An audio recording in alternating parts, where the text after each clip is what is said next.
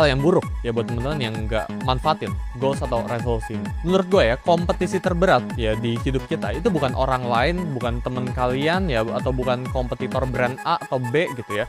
Tapi menurut gue kompetisi terberat itu diri kita sendiri. Sama kayak misalnya temen-temen itu trading ya. Trading itu the biggest enemy dalam trading ya. Musuh terbesar dalam trading itu bukan marketnya, tapi diri kita sendiri alias psikologi kita gitu ya. Jadi yang paling sulit dalam trading ya itu bukan analisanya, tapi di saat lu pengen ngeklik itu psikologinya ya. Paling sulit dalam trading itu bukan market ya, tapi psikologinya dalam lu mengelola. Karena ketika teman-teman ini pengen cari untung di market, pasti teman-teman ini ngalamin yang namanya itu drawdown, dan di saat drawdown itulah teman-teman itu ketes. Gue percaya ya, market ya dan resolusi tahun baru atau dengan ya kita self development ini suatu hal yang sama. Musuh terberat kita tiap tahun itu diri kita sendiri. Apakah kita lebih baik dari kita yang tahun lalu? Apakah Suli tahun sekarang 2025 ini lebih baik daripada Suli tahun 2024? Apakah lebih baik dari 2023 dan sebagainya ya? Teman-teman itu harus tanyakan seperti itu. Ya sekarang lu self reflect ke diri lu ya. Apakah gua yang sekarang ini lebih baik daripada gua tahun 2025 awal, Januari 1 2025 versus misal sekarang ya 31 Desember 2025? Apakah gua lebih baik? Apa yang berubah dari hidup gua? Itu lu harus catat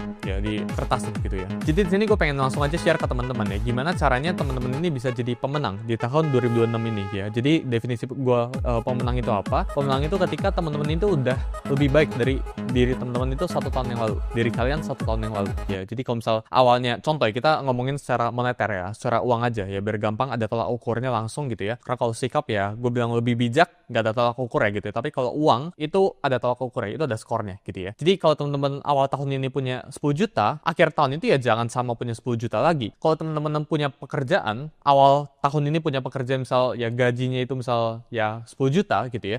Ya by the end of year ya jangan sama 10 juta juga, lu harus berkembang. Karena di saat lu stuck ya, itu lu nggak stuck loh guys ya, itu lu nggak flat grafiknya. Di saat lu stagnan, perusahaan yang stagnan itu perusahaan yang akan bangkrut ujung-ujungnya. Lu harus grow, sama kayak manusia. Manusia yang stuck itu manusia yang tidak grow, manusia yang akan bangkrut pada ujungnya, tanda kutip bangkrut gitu. Jadi teman-teman itu harus grow ya, lu nggak boleh stuck di satu tempat. Ketika lu stuck itu sama aja lu rugi. Lu rugi itu apa? Waktu dan opportunity cost. Hal yang lu harusnya bisa kerjakan di masa-masa lu gabut lu itu, malah lu pakai buat nyantai, ya scroll TikTok dan sebagainya. Gue percaya sama salah satu statement ya, yaitu the cost is fixed. Jadi kalau lu mimpi sebesar apapun sama lu mimpi sekecil apapun, ini cost-nya itu sama, yaitu suffering itu sama. Karena semua manusia ya di dunia ini, kita ngomong orang kaya, orang yang berkekurangan, orang yang gendut, orang yang kurus, orang yang misal punya pekerjaan, yang tidak punya pekerjaan dan sebagainya, itu semuanya itu suffer ya. Semua orang di dunia ini itu suffer, nggak ada yang nggak suffer. Semua orang di dunia itu selalu menderita. Jadi mau lu punya uang 100 triliun ya, lu pasti menderita. Terusnya kalau lu nggak punya duit, lu juga pasti akan menderita. Jadi semua orang di dunia